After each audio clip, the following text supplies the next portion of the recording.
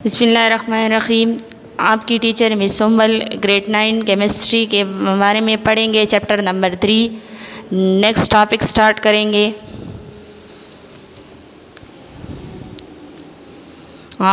हमारे page number 78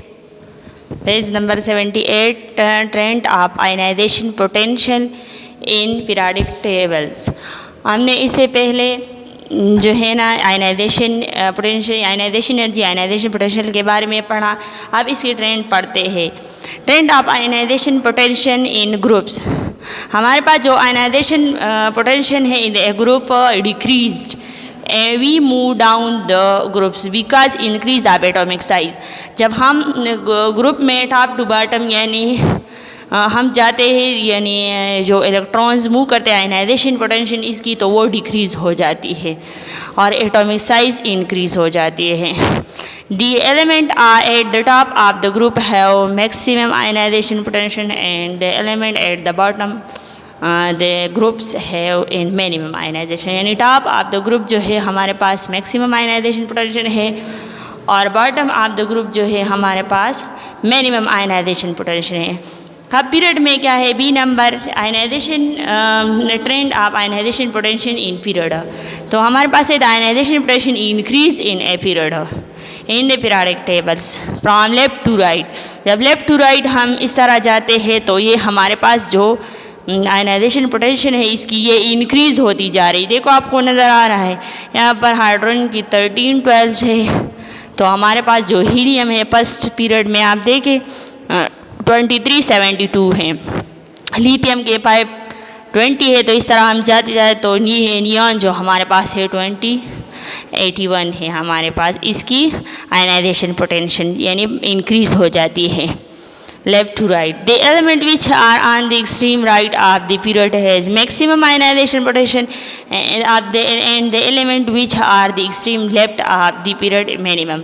यानी right से जो राइट ऑफ द पीरियड हम जाते हैं तो वो मैक्सिमम आयनाइजेशन पोटेंशियल होती, और जब लेफ्ट से हम जाते हैं यानी लेफ्ट तक आ जाते हैं तो हमारे पास मिनिमम आयनाइजेशन पोटेंशियल इसकी आयनाइजेशन पोटेंशियल होती है। अब नेक्स्ट जो हम पढ़ते हैं, नेक्स्ट है हमारे पास नेक्स्ट टॉपिक है इलेक्ट्रॉन एफिनिटी। इलेक्ट्रॉन एफिनिटी के बारे में पढ़ते हैं। 80 पेज पे आप लोग देखें, चैप्टर नंबर 3 में 80 पेज पे इलेक्ट्रॉन एफिनिटी। इलेक्ट्रॉन एफिनिटी किसे कहते हैं कि इलेक्ट्रॉन एफिनिटी मीन जो है लाइकनेस और attraction for accepting electrons.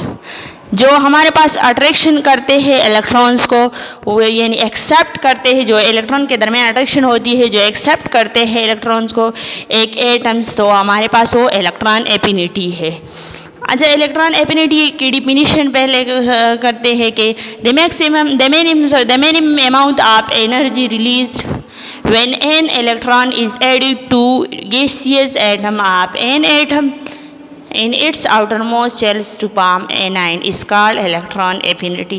It is represented by EA। हम इलेक्ट्रॉन एफिनिटी को EA से रिप्रेजेंट करता है।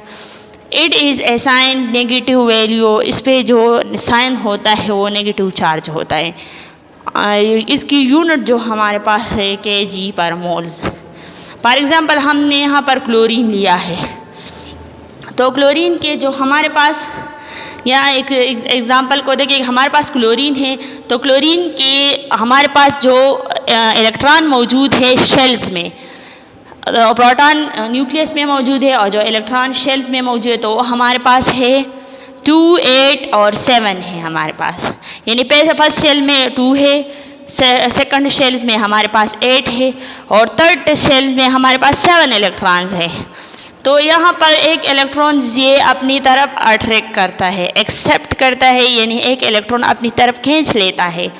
तो जब इसके पास वो इलेक्ट्रॉन आ जाता है तो ये जो हमारे पास लास्ट शेल में इसके पास 7 इलेक्ट्रॉन थे तो वो 8 बन गए, क्योंकि इसने एक इलेक्ट्रॉन एक्सेप्ट किया तो इस पे नेगेटिव चार्ज आया -1। इसके Cl-1 जो ऊपर लिखा है ये एक नेगेटिव चार्ज, यानी इसके पास एक इलेक्ट्रॉन की ज़्यादती आ गई।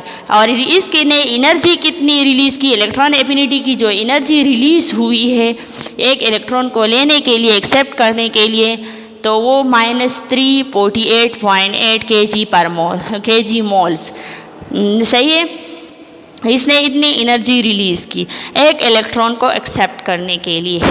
नेक्स्ट एग्जांपल भी यहाँ पर दिया है कि जब हमारे पास आउटर मोस्ट शेल्स में इलेक्ट्रॉन्स की कमी है और वो एक ऑक्सीजन है या कोई भी एटम से और वो किसी दूसरे से अपना एक इलेक्ट्रॉन ले लेता है, एक्सेप्ट करते हैं, तो उसके लिए ये जो एक इलेक्ट्रॉन लेता है शेल्स में लेकर आते हैं तो उसकी एनर्जी की ज़रूरत होती है और वो एनर्जी रिलीज़ करता है। तो एक इलेक्ट्रॉन को लेने के लिए वो कितनी एनर्जी रिलीज़ करता है, तो यहाँ पर हर एक एटम की सिर्फ एक ही एटम होगा, यानी एक ही एलिमेंट। फॉर एग्जांपल हमारे पास सिर्फ एक ही क्लोरीन है, यहाँ पर ऑक्सीजन भी एक ही ऑक्सीजन होगा, फ्लोरीन भी है। तो यहाँ पर जो है ये एनर्जी कितनी रिलीज़ करता है कि हमारे पास ऑक्सीजन है, इसके पास शेल में 2 इलेक्ट्रॉन है और सेकंड शेल में 6 इलेक्ट्रॉन है। तो ये एक इलेक्ट्रॉन से एक्सेप्ट करते हैं, तो जब वो एक्सेप्ट करते हैं तो इस पर जो सेकंड शेल्स में 6 इलेक्ट्रॉन थे वो 7 बन गए और इस पर यहाँ पर ऊपर O-1 चार्ज आ गया, यानी चार्ज इस पर नेगेटिव आया और इसने जो एनर्जी रिलीज़ की इलेक्ट्रॉन एफिनिटी की तो वो है हमारे पास जो एनर्जी रिलीज़ की -141.0 kg मोल्स इसने एनर्जी रिलीज़ की एक इलेक्ट्रॉन को लेने एक्सेप्ट करने के लिए। अब जो हमारे पास ऑक्सीजन है ये दूसरा इलेक्ट्रॉन भी लेना चाहते हैं क्योंकि ये अपने आप को स्टेबल करना चाहते हैं। तो स्टेबल हमारे पास एक शेल्स में जब मुकम्मल यानी फर्स्ट शेल में 2 इलेक्ट्रॉन है तो सेकंड शेल में 8 इलेक्ट्रॉन है, तो ये 8 इलेक्ट्रॉन्स को लेता है। तो यहाँ पर ऑक्सीजन पे ऑलरेडी नेगेटिव चार्ज है क्योंकि एक पास एक इलेक्ट्रॉन है, पहले इसके पास 6 का अपने इलेक्ट्रॉन जो थे वो 6 थे, इसने एक ले लिया। तो अब जो दूसरा इलेक्ट्रॉन वो एक्सेप्ट करते हैं तो इसके पास ऑक्सीजन -2 चार्ज है, यानी इसने -2 चार्ज जो इसके ऊपर लगा है ये इसने 2 इलेक्ट्रॉन एक्सेप्ट किए।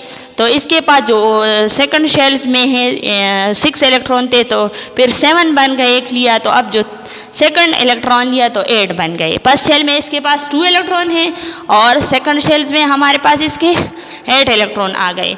इसने जो इलेक्ट्रॉन लिया है तो इसकी एनर्जी जो है ना इसने कितने रिलीज़ की, यहाँ पर 44.0 kg मोल्स इसने एनर्जी रिलीज़ की। इतनी एनर्जी के लिए एक इलेक्ट्रॉन्स रिलीज़ की, यानी एक इलेक्ट्रॉन लेने के लिए। यहाँ इसी तरह फ्लोरीन भी है हमारे पास। फ्लोरीन जब यहाँ पर देखो फ्लोरीन जो है, फ्लोरीन ने एक इलेक्ट्रॉन्स ले लिया तो इस पर माइनस चार्ज आ गया, तो इसने एनर्जी -328 kg पर मोल्स एनर्जी इसने रिलीज़ की। इसके पास 9 इलेक्ट्रॉन्स थे और 9 प्रोटॉन थे, न्यूक्लियस में 9 प्रोटॉन थे और शेल्स में 9 इलेक्ट्रॉन थे। तो जब इसने एक इलेक्ट्रॉन ले लिया तो इसके पास 10 इलेक्ट्रॉन आ गए और प्रोटॉन वही न्यूक्लियस में 9 है। सही है। इसकी फैक्टर क्या है, क्या क्या फैक्टर इसकी है? Following factor affecting the electron affinity: nuclear charge है, atomic radii, shielding effect, electronic configuration है। इसकी जो है ना ट्रेंड हम बताते हैं कि इसके ट्रेंड के बारे में, इलेक्ट्रॉन एफिनिटी की ट्रेंड के बारे में क्या कहा है इसके। ये जो है हमारे पास trend of electron affinity value in the periodic tables. बस जो ग्रुप के बारे में उसने कहा कि ग्रुप जो हम इस तरह टॉप टू बॉटम पे आता है। When we move in a group from top to bottom in a periodic table the electron affinity decrease. जे अब टॉप से बॉटम की तरफ आ रहा है हमारे पास पीरियड्स में, तो ये इसकी इलेक्ट्रॉन एफिनिटी डिक्रीज होती है। सही है, इसकी इलेक्ट्रॉन एफिनिटी डिक्रीज होती है। The decrease in the electrons affinity due to the additions of new shells बन जाते हैं और न्यू सेल इसमें बन जाते हैं। these shells make a shield between the nucleus and outermost shells and pores of attractive pores भी इसमें ज़्यादा होते हैं। न्यूक्लियस और शेल्स के दरमियान अट्रैक्शन आ जाती है, यानी अट्रैक्टिव पोर्स आ जाती है। दूसरा ये है कि वैलेंस इलेक्ट्रॉन रिड्यूस हो जाती है। और जो हमारे पास पीरियड्स है, इसके पीरियड्स में जब हम जाते हैं left to rights, when we move the electron affinity in a period B number में आप देखें, when we move in a period from left to right the electron affinity increase, तो हमारे पास इलेक्ट्रॉन एफिनिटी इसकी इंक्रीज हो जाती है। किस तरह के, हमारे पास अब हम जब लेफ्ट में राइट की तरफ जाते हैं तो पहले हमारे पास हीलियम था तो इसके -72 जो है एनर्जी रिलीज़ की है एक इलेक्ट्रॉन्स को लेने के लिए। तो यहाँ पर जो आप देखें लिथियम के -659.6 है, यहाँ पर नियान में देखें तो +2 है, +29 है, सॉरी 29 है। यहाँ पर इसकी एनर्जी क्या इंक्रीज़ होती है, जो एनर्जी रिलीज़ करने के लिए इसकी एनर्जी रिलीज़ करने में इंक्रीज़ होती है, सही है, लेफ्ट टू राइट जब हम जाते हैं। दूसरा ये है कि the electrons this increase in the electron affinity is due to increase the nuclear charge and decrease the atomic radii. Nuclear charge इसमें इंक्रीज होते हैं और एटॉमिक रेडियाई जो है, जिसे पहले हमने एटॉमिक रेडियाई के बारे में पढ़ा था, atomic radii left to right वो डिक्रीज होती है। The tendency of taking electron is increase। Next हमारे पास जो टॉपिक है वो है 82 पेज पे शील्डिंग इफेक्ट। शील्डिंग इफेक्ट जो हमारे पास है वो 82 पेज पे आप लोग देखें कि इसके बारे में शील्डिंग इफेक्ट्स किसे कहते हैं।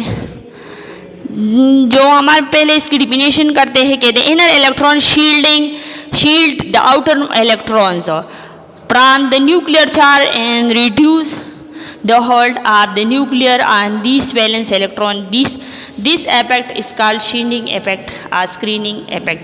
हमारे पास एक न्यूक्लियर चार्ज है, ये नीचे आपको ये स्ट्रक्चर नज़र आएगा, शील्डिंग इंक्रीजिंग, और लिथियम है, सोडियम है, सीशियम है। इसे यहाँ पर हमारे पास न्यूक्लियस है जिसके के अंदर प्रोटॉन और न्यूट्रॉन होता है, इसके इर्द गिर्द शेल्स होते हैं। जो जिस तरह भी ये शेल्स बढ़ते हैं, या इसके पास जो फर्स्ट शेल्स में 2 इलेक्ट्रॉन है तो सेकंड में 8 इलेक्ट्रॉन्स है। तो जब हमारे पास थर्ड में हमारे पास यहाँ सोडियम को देखे, थर्ड में हमारे पास इसके 1 इलेक्ट्रॉन्स है। तो ये जो सेकंड शेल्स में हमारे पास 8 इलेक्ट्रॉन है और फर्स्ट शेल में हमारे पास 2 इलेक्ट्रॉन है, तो ये दोनों न्यूक्लियस को अपनी तरफ अट्रैक्ट करता है। और जो लास्ट शेल्स में इसके 1 इलेक्ट्रॉन है, सोडियम के 11 एटॉमिक नंबर 11 है ना, तो इसके जब लास्ट शेल में 1 ही इलेक्ट्रॉन है तो वो जो है ना वो थोड़ा सा इस न्यूक्लियस से दूर होता है।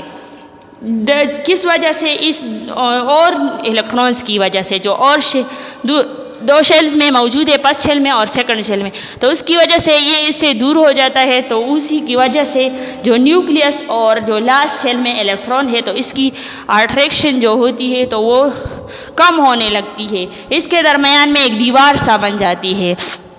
मतलब ये कि ये इलेक्ट्रॉन को, ये जो न्यूक्लियस है हमारे पास और लास्ट शेल में जो इलेक्ट्रॉन्स होते तो वो जो है ना वो अट्रैक्शन नहीं कर सकते, अपनी तरफ नहीं खींच सकते, तो एक स्क्रीन सा बन जाता है दरमियान में, क्योंकि दूसरे शेल्स में जो इलेक्ट्रॉन है उसकी वजह से। तो वो जो है ना वो जो दीवार सा बन जाती है और न्यूक्लियस जो है ना अपनी तरफ इलेक्ट्रॉन अट्रैक्शन नहीं करती, ये लास्ट शेल में जो होता है, तो उसको शील्डिंग इफेक्ट कहते हैं।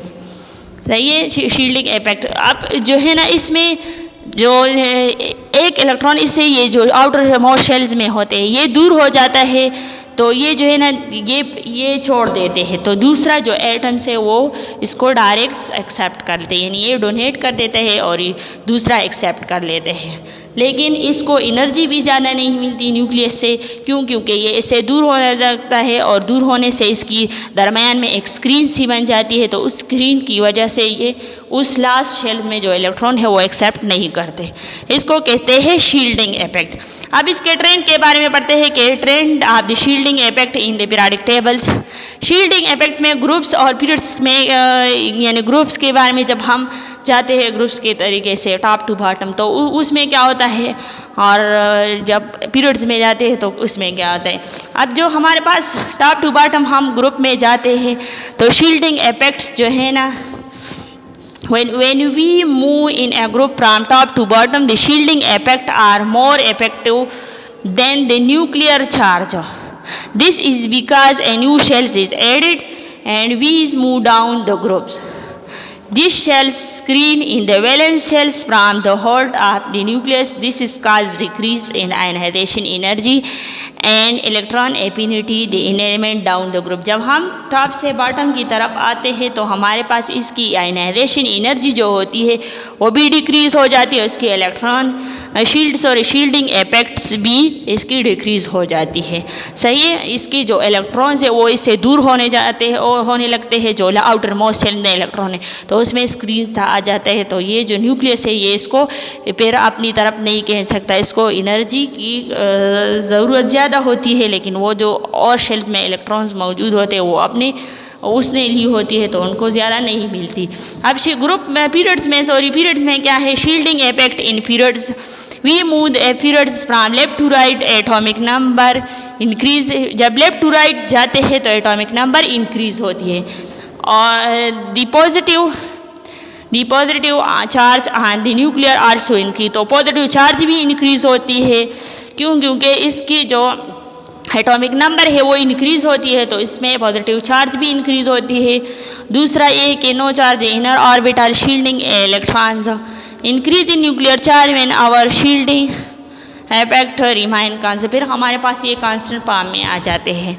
इलेक्ट्रॉन एफिनिटी नेक्स्ट टॉपिक जो हमारे पास 82 पेज पे है वो है इलेक्ट्रॉन एफिनिटी। इलेक्ट्रॉन एफिनिटी किसे कहते हैं, केस में जो कोवेलेंट बॉन्ड आयनिक बॉन्ड है, कोवेलेंट बॉन्ड बनते हैं। आयनिक वो किस तरह है, polar covalent bond, non polar covalent bond, इसके बारे में पढ़ते हैं थोड़ा सा। हमारे पास जो पहले इसकी डिफाइनेशन है, the ability of an atom to attract the share pair of electrons toward is self covalent bond is called electronegativity. जब हमारे पास दो एटम्स आपस में मौजूद हो और वो जब बॉन्ड बना लेते हैं, इस तरह आप लोग देखिए हमारे पास कार्बन है और हाइड्रोजन है, तो कार्बन पे नेगेटिव चार्ज है और हाइड्रोजन पे पॉजिटिव चार्ज है। हाइड्रोजन के पास एक इलेक्ट्रॉन है तो वो कार्बन को दे देता है। तो जब कार्बन उस पे जो अट्रैक्शन करते हैं और अपनी तरफ खींच लेता है तो उसको इलेक्ट्रोनेगेटिविटी कहते हैं। दूसरा ये है कि जो कार्बन के पास इलेक्ट्रॉन तो ज़्यादा है और हाइड्रोजन के पास तो एक ही इलेक्ट्रॉन है, तो उसके पास अट्रैक्शन की कमी है।